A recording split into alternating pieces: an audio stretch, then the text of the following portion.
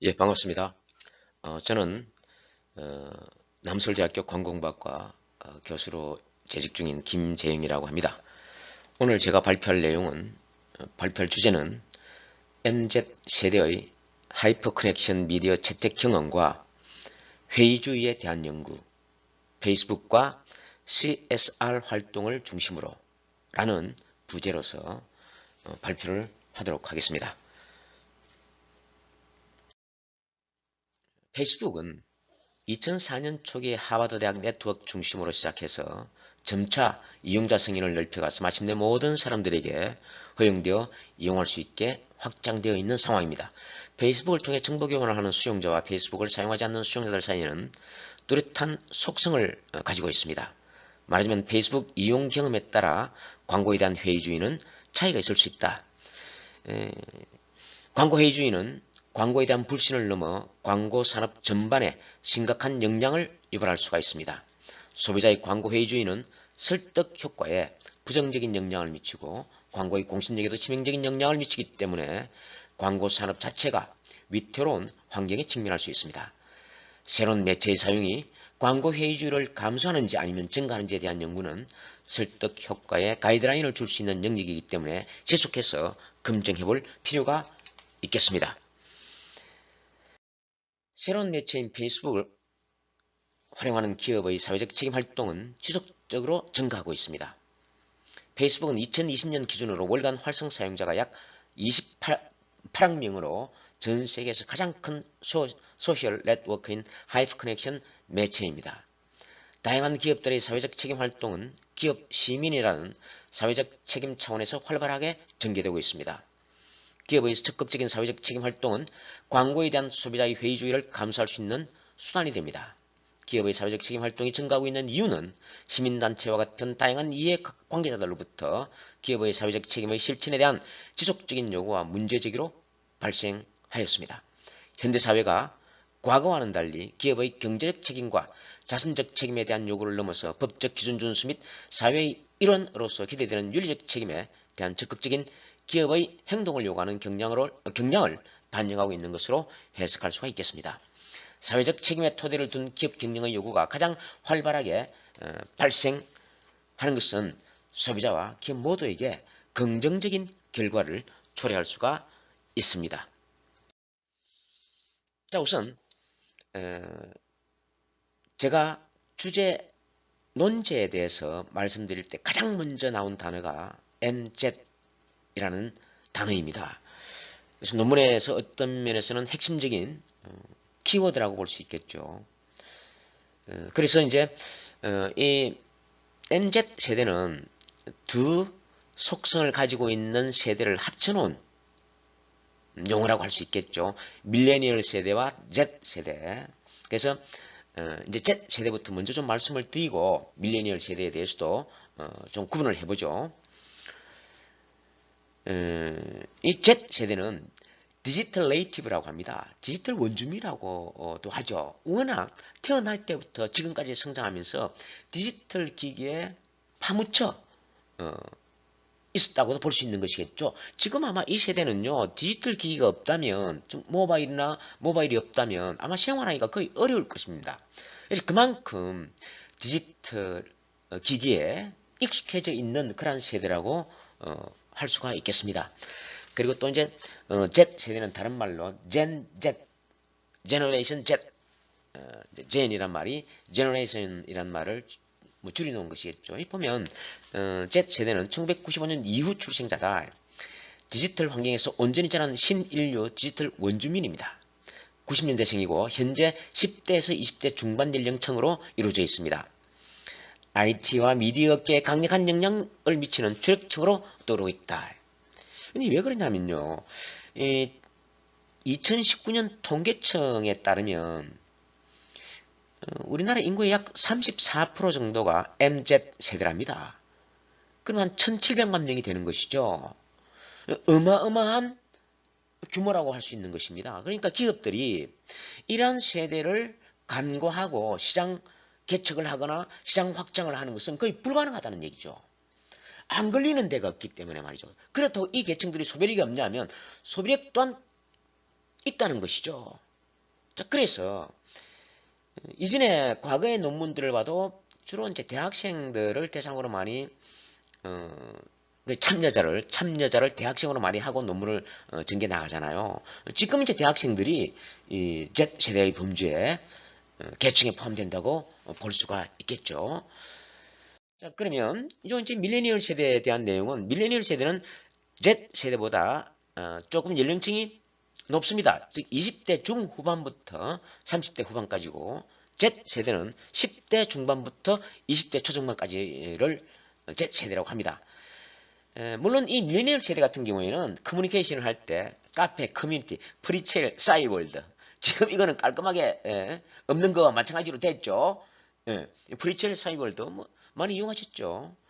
그 다음에 이제 이 Z세대는 10대 중반부터 20대 초중반까지의 세대는 소셜 네트워크 서비스, 페이스북, 트위터, 뭐 인별 뭐 이런 거에 굉장히 능수능란하죠. 너무 익숙한 거단 말이에요. 그래서 이런 커뮤니케이션 기구들이 없다면, 기계들이 없다면 아마 살아가기가 어려울 수도 있어요. 그러니까 신체의 일부가 되어 있는 것이죠. 어쩌면 신체의 일부보다 더 소중하게 여긴다. 그렇게 이제 볼 수가 있겠습니다.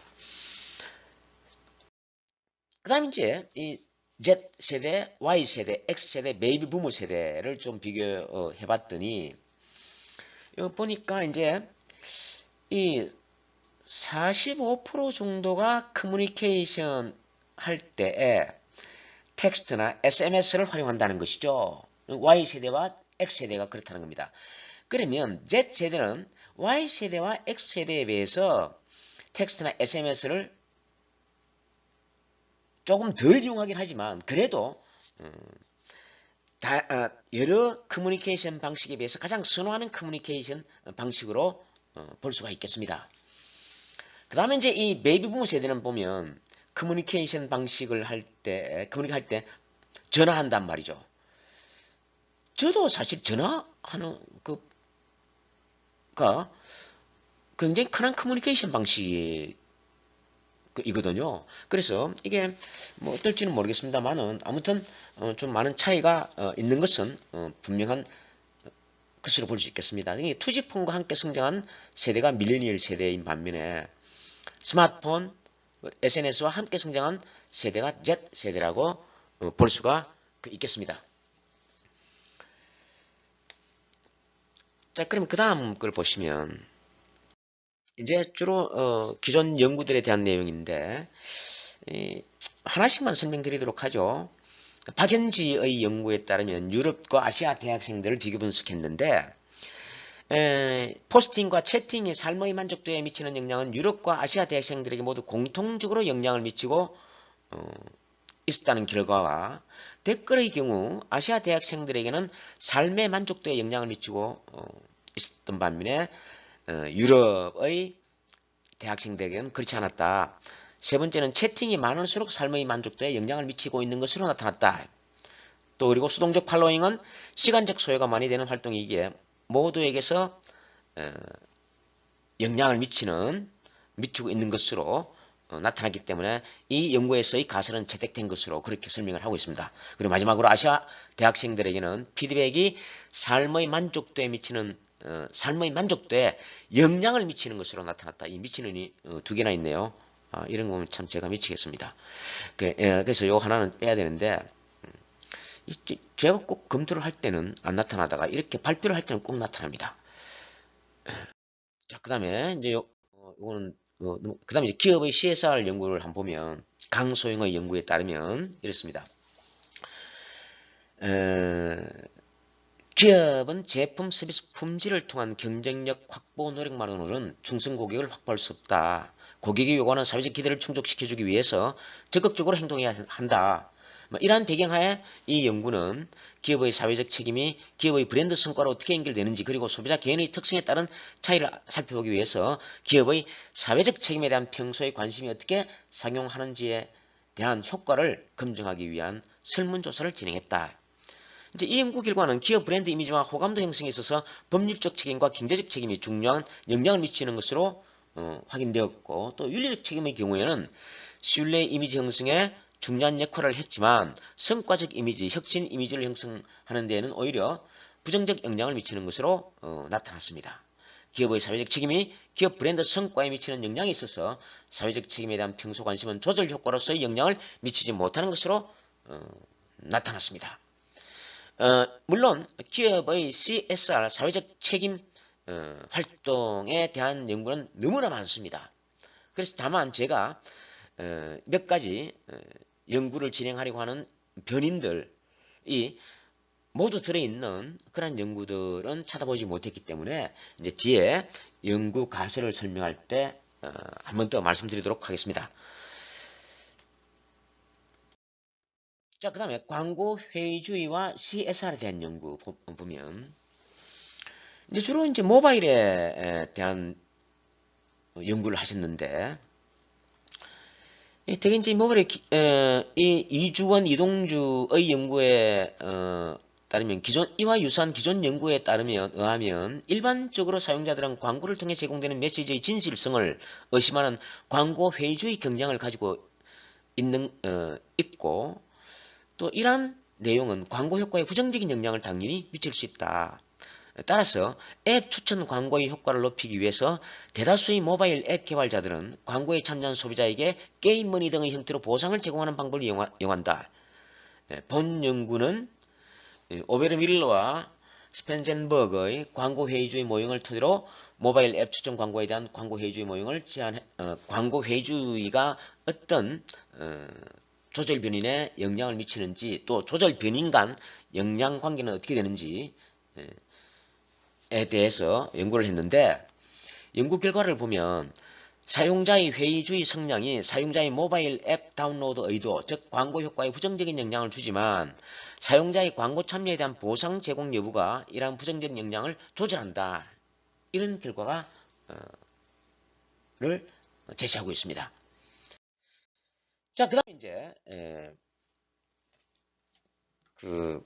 이 연구 가설을 좀 설명을 드리면, 물론 지금 상황에서 본다면 페이스북을 이용하고 있냐 이용하지 않고 있냐에 대한 부분이 연령층에 따라서 좀 다르겠습니다만은, 어찌됐건 제가 연령층으로 할 수 있으면 또 한번 해보겠습니다만은, 일단은 앞부분에서 말씀드린 그런 수론, 백그라운드에 대한 내용, 그리고 그 백그라운드에 대한 기존의 연구 몇 가지만 제가 이제 설명을 드렸는데, 그런 내용들을 토대로 해서 저는 연구 가설을 이렇게 설정을 했습니다. 세 가지로 설정을 했는데, 페이스북의 이용 경험, 즉 이용했느냐 이용한 적이 없냐에 따른 수용자의 회의주의 수준은 고주로, 주로 이제 고주 같은 경우에는 평균값으로 아직도 나누는 경우가 많습니다. 그래서 저는 저 역시도 평균값으로 했을 때 문제가 크지 않다면 그렇게 진행할 생각입니다. 과 기업의 CSR 활동 유형, 즉 기부 활동을 하는 것이 바람직하냐, 봉사활동, 기부활동과 봉사활동은 다르거든요. 기부활동은 금액을 기부한다든가 이런 것이고, 봉사활동은 실제 신체적인 봉사활동을 이제 가령 무슨 연탄을 직접 나른다든가, 고지대에 사는 가난하신 분들에게 연탄 이제 지금 곧 추운 겨울이기 때문에, 가령 이제 예를 들면 연탄 같은 경우에는 그렇게 직접 참여해서 연탄을 직접 이제 날라준단 말이에요. 이런 봉사활동을 의미하는 것이죠. 그러니까 단순히 돈을 기부하는 거냐, 그렇지 않으면 실제 그 봉사활동에 참여해가지고 하는 활동이냐, 이렇게 구분을 했습니다. CSR 활동은 굉장히 많잖아요.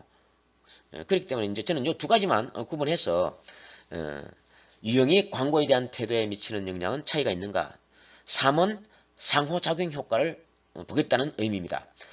두 번째 가설은 페이스북의 이용 경험에 따른 수용자의 회의주의 수준과 기업의 CSR 활동 유형이 브랜드 태도에 미치는 영향은 차이가 있는가.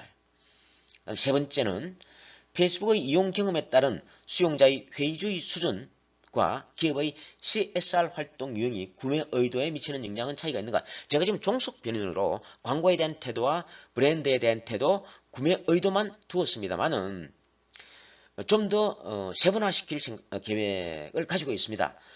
종속 변인이 광고에 대한 태도, 브랜드에 대한 태도, 구매 의도뿐만 아니고 그 이외에 최근에 국내 연구나 외국 연구에서 많이 활용하고 있는 종속 변인에 대한, 물론 논문에서 많이 활용하고 있는 종속 변인이라는 의미는 그만큼 지금 상황에 맞는 분석해 볼 필요가 있는 의미가 높은 변인이라는 의미가 되기 때문에 좀 더 조사를 해서 종속 변인에 대한 내용은 좀 더 확대하도록 할 계획입니다. 그래서 주로 이제 3원 상호작용 효과를 보는 데 초점을 두리고 합니다. 아직 이제 실험이 진행되지 않았기 때문에 오늘 제 발표는 여기서 마치도록 하겠습니다. 감사합니다.